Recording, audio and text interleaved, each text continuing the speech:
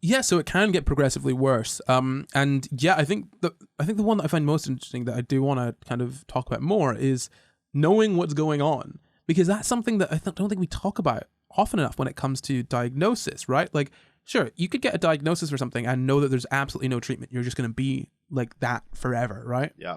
But I think it's still probably better to have that and have the diagnosis, because then you know. Well, it's like with ADHD. Once you know you have ADHD, you can communicate that to people. Mm-hmm. And they don't get to just go, you're lazy. Yeah. You have a reason why that it's not just down to poor moral fiber. Exactly. And not even the external as well. Like the internal, like you can cut yourself a break, you know? And so for me personally, I think I've spoken about this before on the podcast maybe, but for a good while before I got diagnosed, I was like, yeah, I've clearly got ADHD, right? But there's a difference after the diagnosis where I'm like, oh, cool, now there's no part of me that is like, oh, well, maybe it's an entire certainty of just like, you've been diagnosed with this, like, this is how bad you got it. Cut yourself a break. Or, you know, if I mess something up with someone else, I can just be like, oh, I'm sorry, ADHD in it. Like, I don't know what to tell you. I'm trying real hard, but I still messed it up. And just having that there, it just, in the background in your head, it just quiets, maybe it turns down some voices in your head that are just like, hey, you're lazy, hey, this and that, because you've got the reason for it. Do you know what I mean?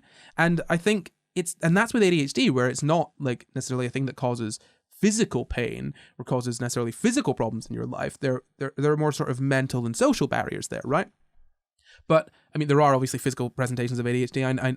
I know, I get that, but generally it's more mental and social. Whereas if you've got something that is more focused on pain, right? Like that is probably so much worse, having to live being like, I'm in pain and I don't know why. Because it could be like, do I have something, obviously, do I have an illness? Do I have a disease? Like that can cause an awful lot of anxiety because there's like difference between pain where your body is sending you a signal to say something's up and you need to fix it or it's going to get worse, or there's pain like, for example, fibromyalgia, as I understand it, where you're getting pain where there's not necessarily a thing that you need to be informed about. Oh, yeah. Any kind of like nerve issue where you're receiving a pain signal that's not actually indicative of the body's being damaged or hurt. Yeah.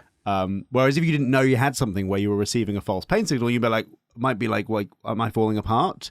And I don't know about it yet. It's internal. Yeah, no, so I'm going to be very open and honest on this podcast, and I'm going to talk about a time where I had a testicular issue. Oh, yeah. Yeah, do you remember that? Yeah. My ball pain, that was horrible, honestly. That was one of the worst, I think, couple months of my life. Mm-hmm. I was on like these horrible antibiotics for a while where I couldn't go out. I literally could not go outside in the sun. Like that's how strong they were. And, you know, I had this pain, and I'm very much someone that if something is wrong with me, I want to know what it is, and I will read a lot about it. So when I went into... I'm sure the doctors love you. Sometimes they think I'm a med student. Yeah, I know. You told me that. Yeah, so not in a braggy way, just in a, like, Jesus, what is wrong with you, man? Like, when I have to break it to them, no, I'm not. I just read a lot before I came here. So I run a science podcast.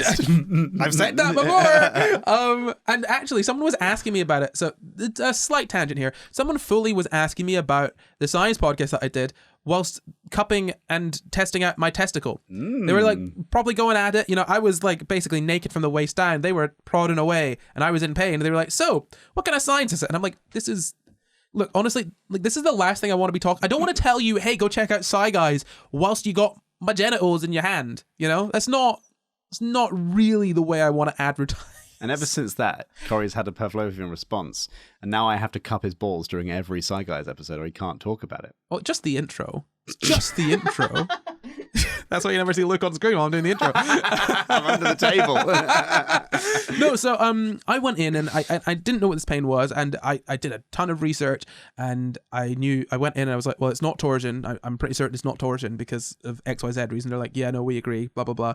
We don't know what it is. And it got to a point where, you know, I was just put on antibiotics and it went away, then it came back. And when it came back, that was worse than anything because it was supposed to go with the antibiotics. I thought I knew what it was and it was working, and then it suddenly stopped. And I called up 111, and the woman on the phone was just so horrid. She was like, no. It was when she said, well, to be honest, this is probably going to be chronic. It's going to last a while. We don't know what it is, and there's not much we can do. And I was like really upset. And I was like, what how can you? And she was like, I'm going to hang up the phone if you're going to be. And I'm like, well, hold on, wait, give me 2 seconds. You've just given me this horrible, horrible news of you're in pain, we don't know why, and there's nothing we can do. And bye. I'm distressed and upset. I'm not trying to be like I'm just upset and I want answers. That's all. More answers than you don't know. Like, how long do you think it might last? What, like, is there no other information you can give me? And at that moment, I was basically being faced with having, no idea when this pain was going to end, and no idea what was causing it. And that was horrible. It was far worse than just being in pain and knowing what was causing it, or being in pain and being treated for it or whatnot. Not knowing when it's going to end or what is causing it is horrific, right? And that was just a little bit of ball pain. All good now, by the way. Ball is he's back to full health. He's kicking. That's great to know. Good to know, yeah. Right, I just want Why do you still get me to cup it then? It's just a comfort thing.